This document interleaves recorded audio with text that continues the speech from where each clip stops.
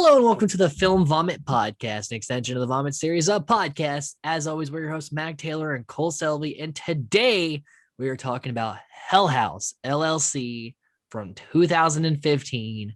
Cole, go ahead and give me your thoughts, expectations heading into the film, and what happened. Well, I wasn't expecting like a mockumentary kind of deal.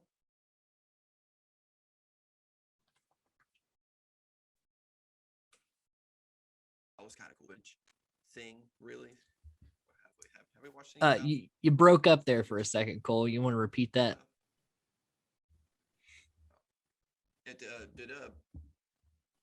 we watch any found footage films before this one? Don't believe so. No, I think this is our first found footage movie. Yeah. That was a pretty good, breath of fresh air, I guess. Quote. Yeah, an unintentional change like in this, style. Yeah. I like this genre. I like this style of movie making. So that was cool. So surprise there.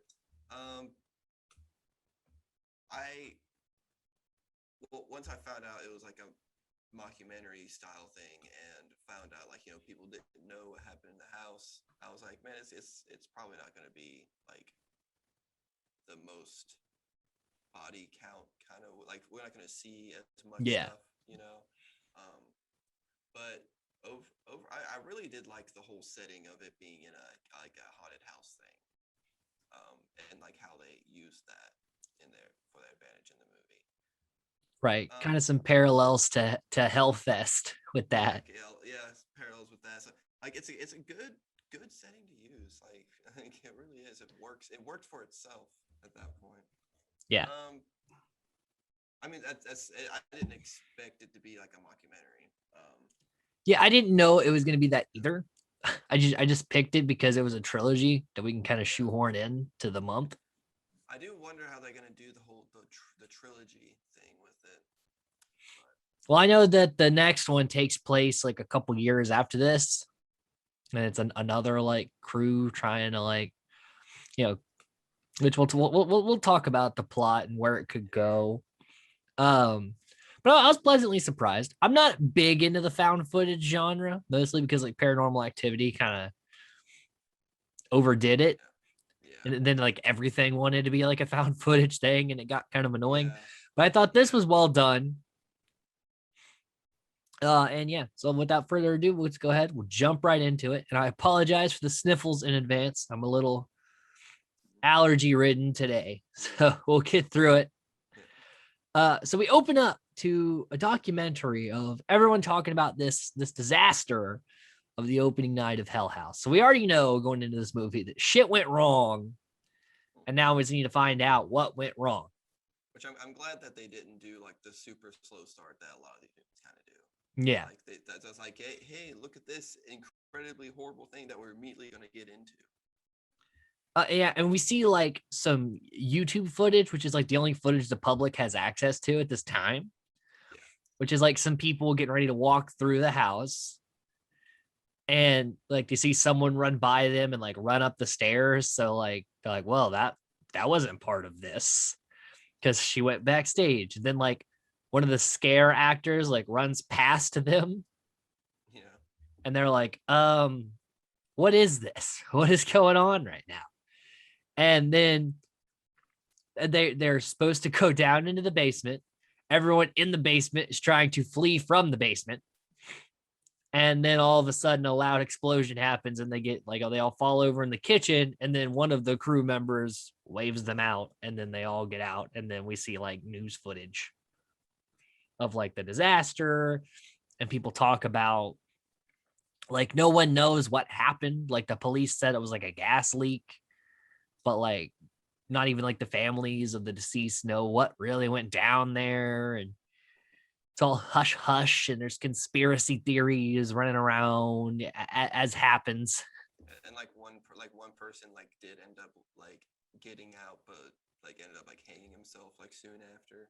Yeah, the one guy that escaped, the guy that ran past them, ended up hanging himself. And like, so a photographer like snuck in there on his own time and took pictures, and there's like a blood trail on the floor. Like it's clearly not a gas leak. And he took a picture of the basement, but he's like, I was never going to go down there. Yeah. Because he's a smart person, unlike a lot of people in this movie. Yeah, he just rotated. He just put the camera there and snapped. He didn't even look down. No, he just snapped some pictures without looking and got the fuck out of there because that's bad mojo. He's watched horror movies before, and I mean, if you walk into an abandoned building and just see a blood trail leading into a wall, you're gonna be like, should not be here much longer. Yeah. So there's a documentary crew trying to figure out, like, because it's been because the tragedy happened in 2009. This movie takes place in 2015, I assume, when it was released. So it's like, however many years later, like we're gonna try to like unearth like what really happened in the Hell House. And so apparently the only surviving member of the Hell House crew, Sarah, agrees to do an interview with them. And she's real weird at the start, saying like, I'm in a better place now. And like, I understand the police didn't want anyone to know what happened because they couldn't understand it. And immediately the interviewer should be much more unnerved than they are. Yeah. Hearing this sort of information. And also, why has Sarah not resurfaced until just now? Yeah. People don't ask enough questions, apparently. No. So she hands them a bunch of tapes. She's like, this is all of it. I took it before the police got it. And so then we see the rest. We see the tapes kind of intercut with some of this other stuff. So we meet our main cast O people. Sarah, her boyfriend Alex, who runs the Hell House Corporation, Mac, Tony, and Paul. Mac's kind of Alex's best friend and sort of the business guy, like the numbers guy. Tony's the tech guy, and Paul's Paul. Like he works there. The guy. He's kind of an asshole. That's kind of his thing. And I think for most of the movie, he's the camera guy for most of the movie. The camera. Yeah. That's kind of why he's there. Like he works for them, but like he doesn't really have a specialty. He just kind of does whatever they need him to do. And most found footage movies don't have a great excuse for why someone's filming something the whole time.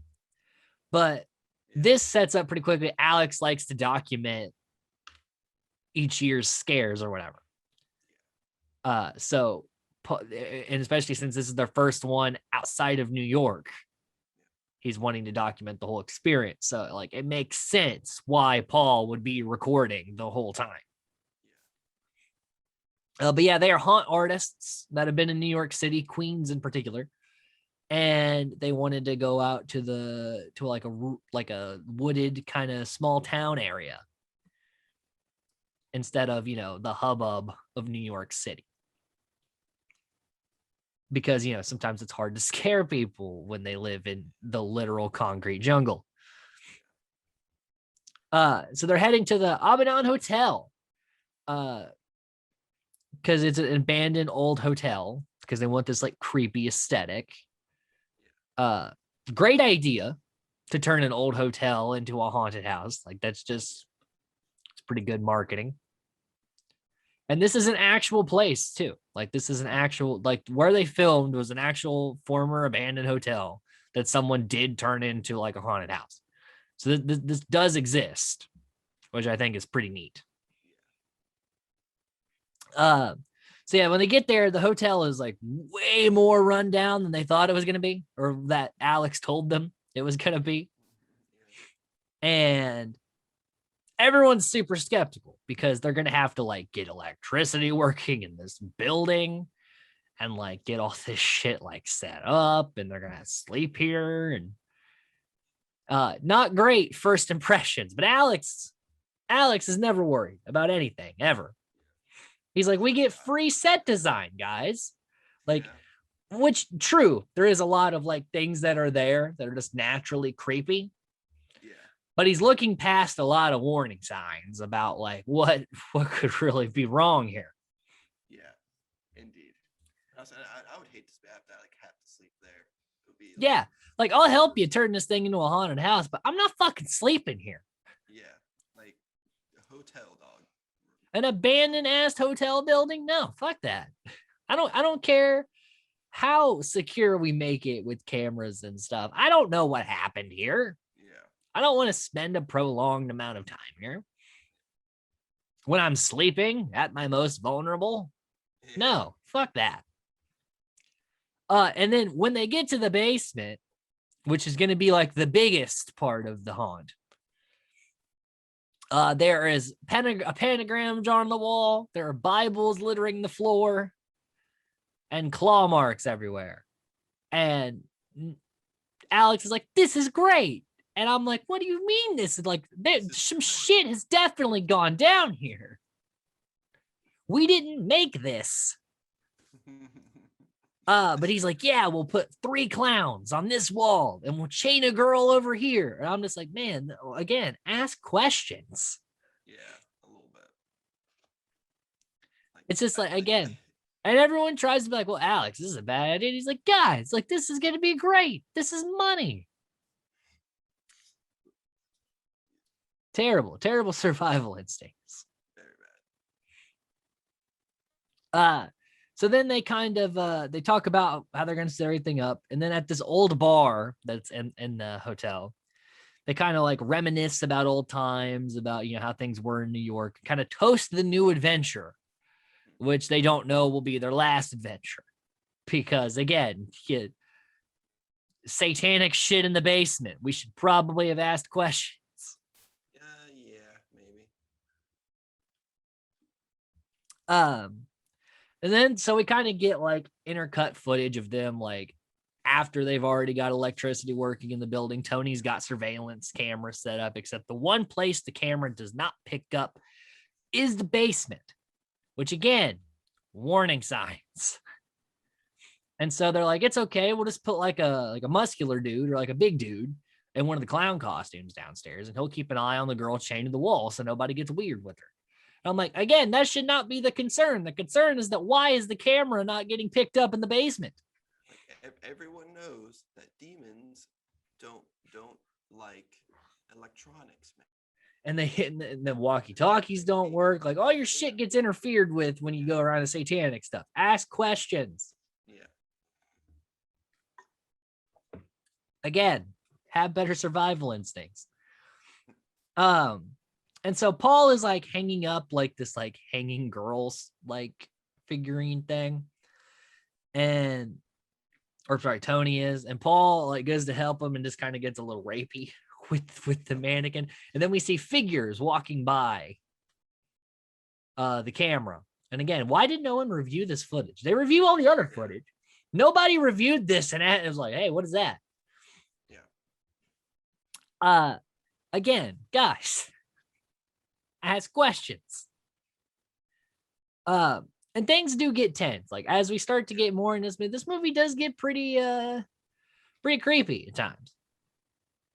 For as low of a budget as they have, it's pretty successful with some of the scares.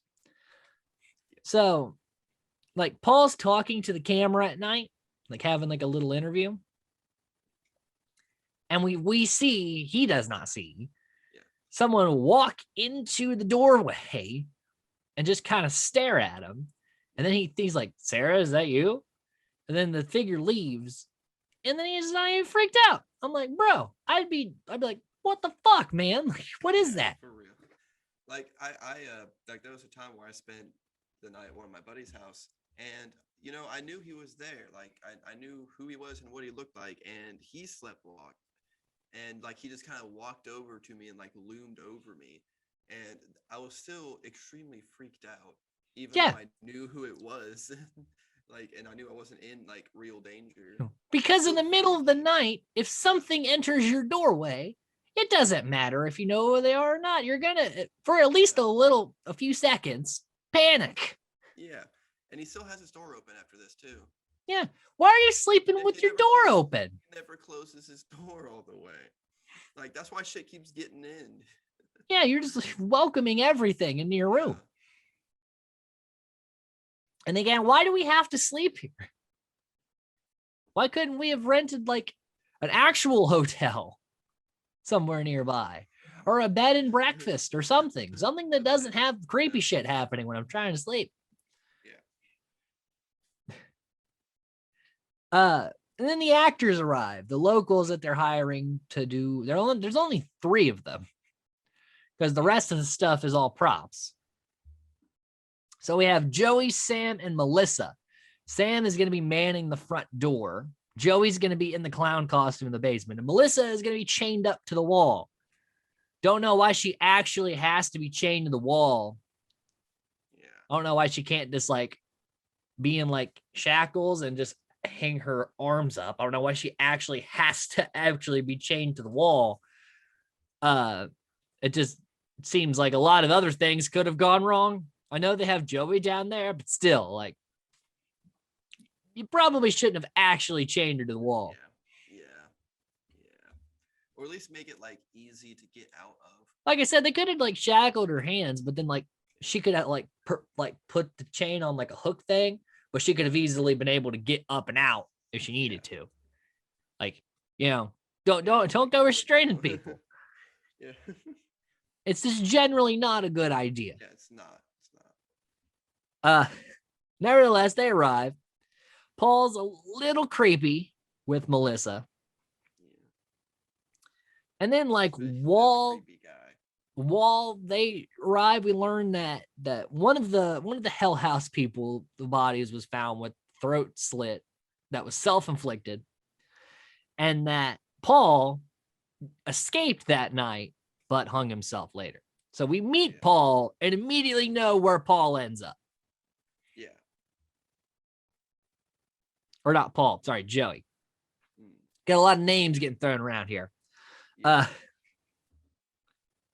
So Paul, like, Melissa's like a little nervous about being shackled to the wall and being exposed and that kind of stuff. Understandably so. These are actual concerns, and as someone who works with actresses and actors and stuff, you always have to go over like these kind of things. And Alex is trying to like, be as calm as possible, and Paul's like, "So you gonna take your top off? You're really attractive." And it's like, stop being fucking weird with this actress we just hired. Like, Paul, like, enough. He's a very weird guy. Very, very kind of creepy, actually. Like, check yourself, man. Like, she just got here. She does not know of your sense of humor. For real. Nevertheless, Alex still manages to convince her to stay. But she's like, "Oh yeah, do you guys know about all the stuff that happened here?" And clearly Alex does, because he's trying to not talk about it. But apparently, and as we know from the interview, that this hotel was owned by a guy who led a cult and wanted to open a portal to hell. As you do. Which is why he chose this hotel in this spot. And that Abaddon, which the hotel is, named after, is the demon that guards the gates of hell. So obviously that would make sense to tie into all this demon stuff. Which why would you name a little town like that? Or did he or was that the name of the hotel? It was the name of the hotel. Because I didn't know if it was the name of the town or not. And I'm like, why would you name your fucking town this? This is Satan Town. So yeah, and then basically after people went missing at his hotel and business left, he hung himself. A lot of people hanging themselves. So yeah, a lot of bad mojo here. Probably shouldn't have made a haunted attraction at an actual demonic place. Yeah. Not such a great idea. And I don't understand why he wouldn't try and use that to his advantage in marketing as well. What, to make it more of like a demon thing I than feel like I feel like people would be into it, Like the type of people but that again, like things. Make a haunted house in a safe place, because the scares there shouldn't be an actual chance of demonic activity. Yes, granted, there should be zero chances for demonic activity present, but if have if you're have no other choice, or But yeah, you he get this didn't market guy. it as like the gate of hell. Yeah, Like he just marketed it as like dead. it's like There really is no theme to this haunted house. Like there's just no, dead bodies kind of strewn amok there's like and like clowns because people yeah, don't like clowns. But like that's it. There's no real like overarching narrative for what's yeah. supposed to be happening in this place. It's just people making bad choices. Uh but yeah, just like for a haunted house, like it doesn't have like a set theme. Yeah, It's it more of doesn't just sound like this is kind of creepy, right? It's like, yeah. I guess.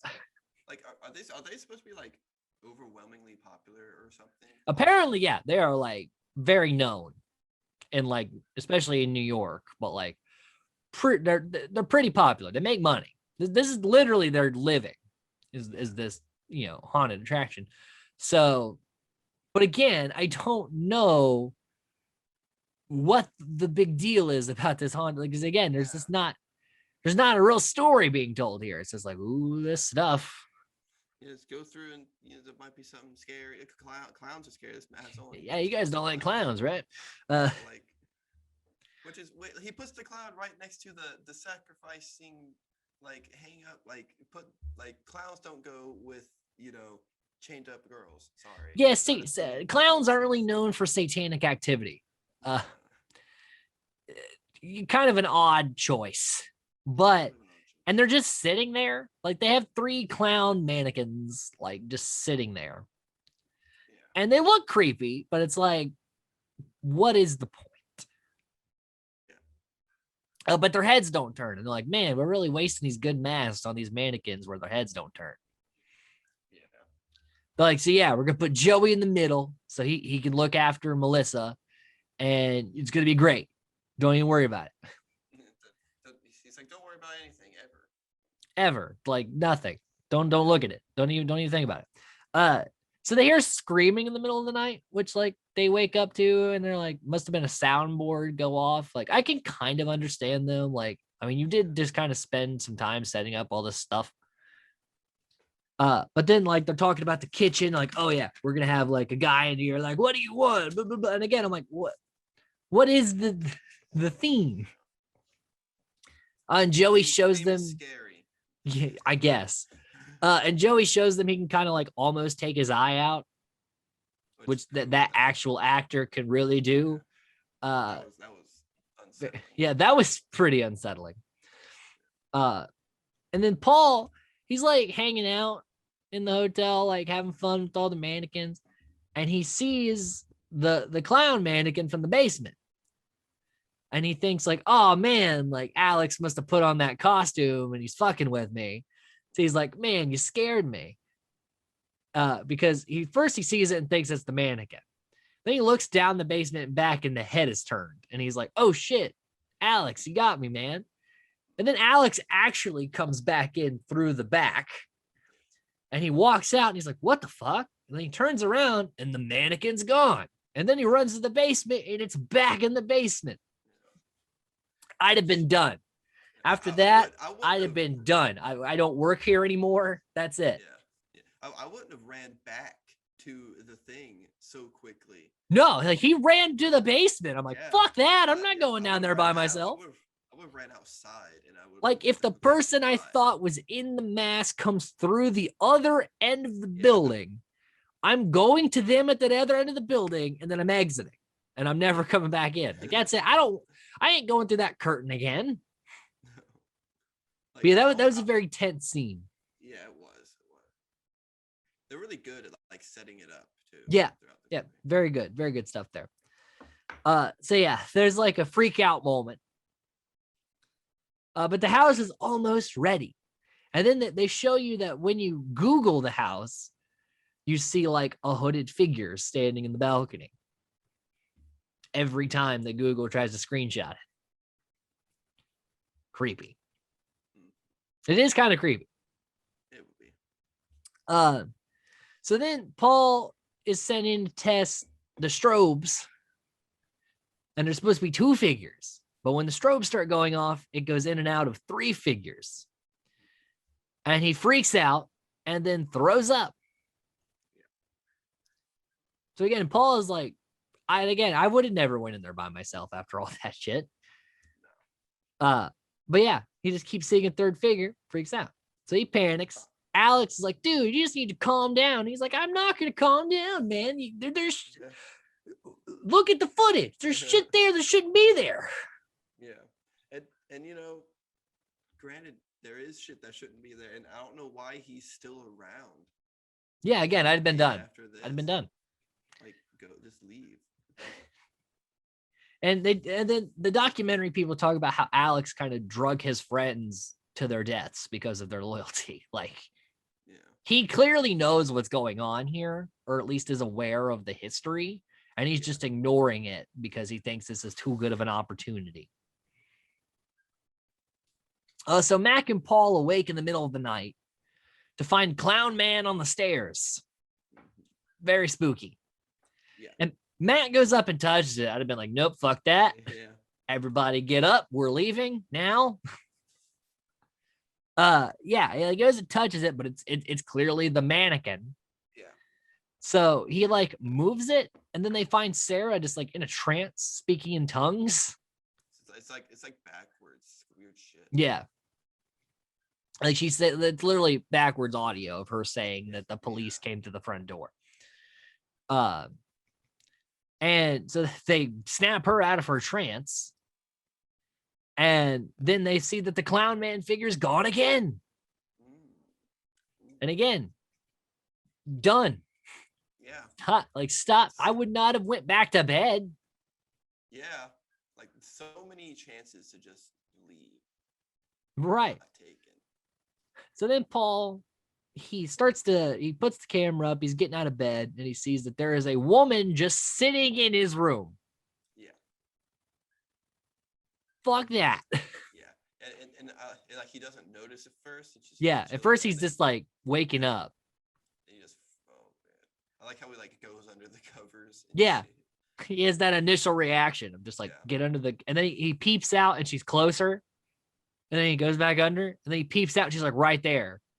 Yeah. And then Paul's disappeared. And nobody like, Alex like, it's fine, it's whatever, he'll come back later. And I'm like, what? No, he's missing. Yeah. And then they try to call his phone, and it's just screaming. And again, warning signs. Yeah. You've had so much time to not die. Yeah. These demonic spirits have been very kind to you. Yeah, they've given him a lot of time to not die. Yeah, you chose this.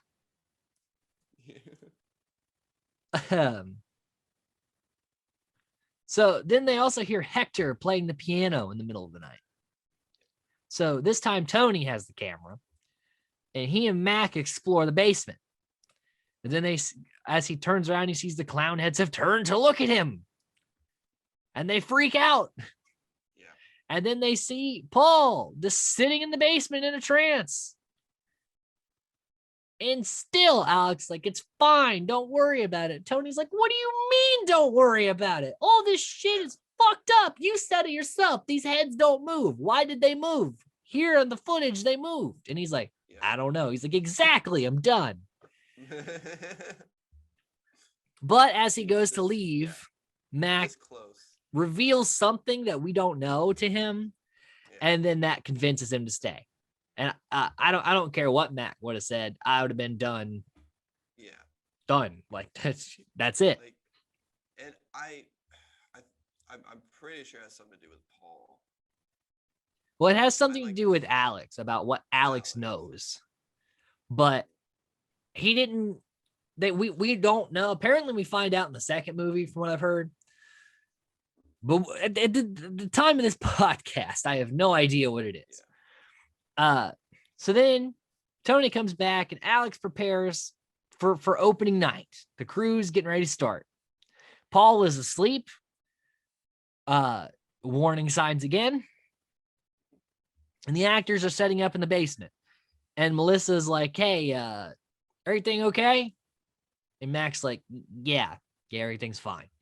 She's like, you tell me if something was wrong, right? And you're just like, you poor woman. He's not, he was not, he's lying right to your face. You were about to die. She's just so naive and she's so trusting, and I felt so bad. She just wants to work in a haunted house, man. That's all she wants. Yeah, she just wanted to have a fun weekend. And Mac, you can see Mac feels really bad about not telling her, but he doesn't. So yeah, they're having problems with the walkie-talkies because again, ghost shit. Yep. And then we get kind of like new footage spliced in with the YouTube footage that it now makes sense, which I think is kind of a neat way to go about it. Yeah, that was pretty cool to see it like that. So Paul finally wakes up and he's out and about and acting weird.